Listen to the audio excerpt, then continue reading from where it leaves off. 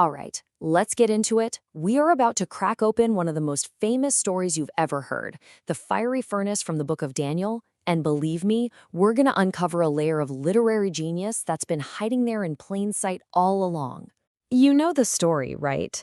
The defiant heroes, the furious king, the impossible escape. But what if that's just the surface? What if the real message is actually woven into the very structure of the words, in patterns and numbers, almost like a secret code? So the story we all remember goes something like this. King Nebuchadnezzar builds this enormous golden statue and commands everybody to bow down and worship it. 3 Jewish officials, Shadrach, Meshach, and Abed-nego, they refuse. The king, completely enraged, throws them into a furnace that's so hot it literally kills the guards who throw them in. But miraculously, the 3 men survive, and a 4th figure even appears with them in the flames. It's an amazing story of faith. But that is not the whole story. What if the author wasn't just recording an event? What if they were crafting a really sharp, devastating critique of absolute power? A story that uses literary tools to actually mock a tyrant and reveal a deeper truth about where real authority comes from. Well, that's exactly what we're going to explore. Okay, so the first hidden layer is comedy. And I'm talking specifically about the comedy of obsessive mechanical control. The author uses a very specific literary device to make the king and his whole empire look, well, frankly, a little ridiculous. The key here is to remember this story was meant to be heard, not just read silently. The source material points out that when you listen to it, you pick up on something right away. The author repeats these long lists of people and instruments over and over and over again. Now, this isn't just bad writing. It's a very deliberate choice designed to have a satirical effect. You know, there's actually a theory for this. The philosopher Henry Bergson argued that one of the main sources of comedy is when people start acting like machines. Think about it, like an old silent film where a guy does the same clumsy thing over and over. It's that mechanical, unthinking repetition that makes us laugh. The author of Daniel is using this exact same principle. Just listen to this. The text lists all 7 ranks of officials 3 different times, and then it lists all 7 musical instruments 4 different times. It gets exhausting. It sounds robotic, and that's exactly the point. It paints this picture of an empire where everyone just follows the script, like mindless drones just responding to a signal. And this creates such a brilliant contrast. On one side, you have this massive crowd that acts like one giant machine. They hear the music, they fall down. That's it. But when Shadrach, Meshach, and Abed-nego speak, there's no mindless repetition. Their speech is direct, it's intelligent, and it's full of conviction. They aren't automatons. They are individuals acting with real agency against a totally mindless system. Okay, let's peel back another layer, because it's not just about the words, it's also about the numbers. The author actually embeds a symbolic conflict right into the mathematics of the chapter. It's wild. The number 7. Man, it just pops up everywhere. You've got 7 types of officials, 7 musical instruments. And when the king gets furious, how much hotter does he order the furnace? You guessed it, 7 times hotter. In this story, 7 represents this attempt at man-made perfection, this total, almost divine-like control. It's Nebuchadnezzar trying to create his own perfect clockwork universe. And it gets even deeper. The word king appears exactly 21 times. And what is 21? Well, it's 3 times 7. This isn't an accident, folks. It's a numerical way of reinforcing the king's obsession with his own absolute power and authority. Then you've got the image itself. Its dimensions are 60 cubits high by 6 cubits wide. Now, biblically, the number 6 is often associated with humanity. Man was created on the 6th day, right? So what do we have here? A giant man-made object defined by the number of man, demanding worship.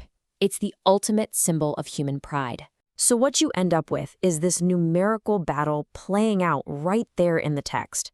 You have the king's numbers of total control, 21, 7, and 6. But pitted right against them are the numbers of the faithful. The names Shadrach, Meshach, and Abed-nego appear 14 times. That's 2 times 7. You have the 3 steadfast men. And the name of the true God appears 5 times, a number often associated with strength and power. The story is literally being told in the math itself. Okay, this brings us to the third and, honestly, maybe the most stunning layer of all. What's happening here isn't just an execution, it's a full-blown religious ceremony. Nebuchadnezzar isn't just building a statue, he is building a counterfeit temple. I mean, just look at this. The parallels are absolutely mind-blowing. Every single element of Nebuchadnezzar's setup is a direct, blasphemous copy of the Jerusalem temple. He puts up a golden image, a solid, man-made thing, in place of the ark where the invisible glory of God was said to dwell. His fiery furnace becomes this grotesque parody of the holy altar sacrifice, a place not for connection but for total annihilation.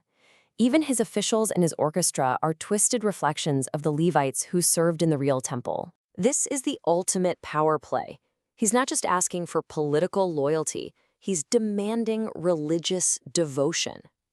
By creating his own holy site, his own liturgy, his own priesthood, he's trying to erase the cultural and religious identity of all the people he conquered. He's literally trying to replace God with the state, with himself at the very top, making his authority the single unifying force in his empire.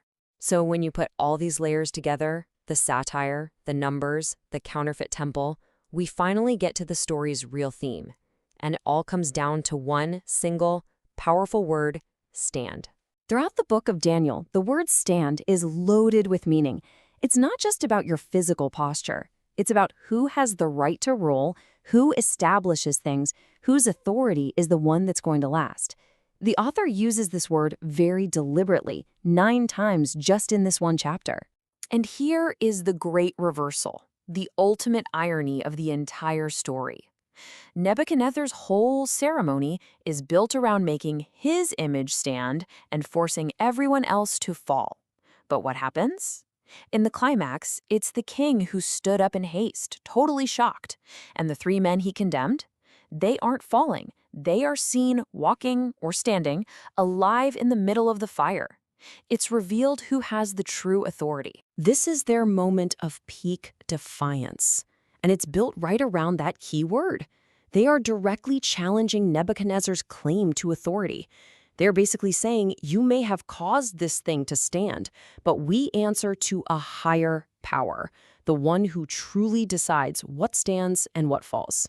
So as we look back, we start to realize that focusing on them not getting burned, while obviously amazing, might actually miss the deeper point. The true miracle of this story is something even more profound than just walking out of a fire. That's it. That's the whole thing. The real victory wasn't just escaping death. It was that their unwavering faith was so powerful, it forced a tyrant to literally stand up, change his entire worldview, and acknowledge a power far greater than his own. They didn't just survive his system, they broke it from the inside out. So what started as a simple story of faith is revealed to be so much more. We've seen its hidden codes, the satirical mockery of power, the mathematical battle of wills, the counterfeit of true worship, and finally, that ultimate question of who truly gets to stand. And all this leaves us with a final thought. This story is an ancient masterclass in resistance, using literature itself as a weapon. And it makes you wonder, in a world still grappling with control and authority, how can we use art, satire, and hidden meaning to challenge power and speak truth today?